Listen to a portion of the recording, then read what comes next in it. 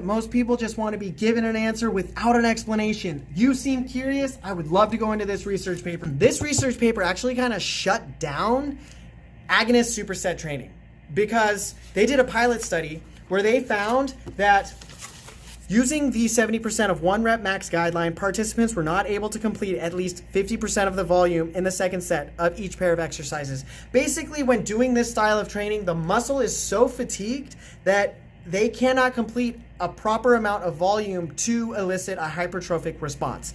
This research paper handled that in 2 ways. First, they wanted everybody to do the same number of repetitions. So once muscular failure happened, they did assisted repetitions. Then, to deal with this issue with agonist supersets, right off the bat, they cut their load from 70 to 60% of 1 rep max. This group, off the bat, bad start. They are doing less load, but the same number of repetitions if they can even do the same number of repetitions. They measured things like lactate concentration and RPE.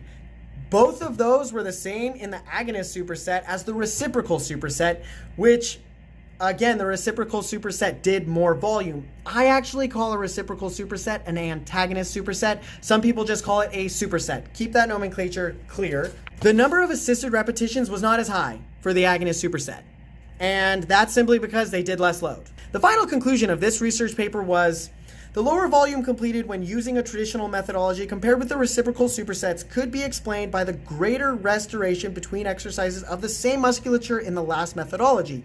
Yes, they actually concluded that doing a superset, an antagonist superset, led to more volume.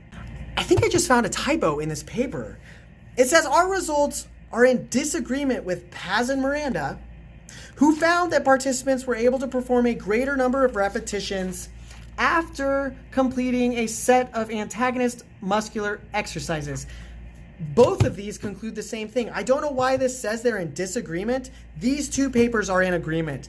You get more repetitions doing an antagonist superset. That's why I do biceps and triceps. That's why I do bench press and pull-ups. You know, Arnold, he did that kind of stuff. Now, I actually do a 3-phase workout, which is a very specific way of training that allows you to progressively overload. If you like this style of presenting papers, it's pretty chaotic. I'm not good at it. I hope you liked it. I'll try to do more. I do have a lot of research papers to go over, and you can follow me if you're curious.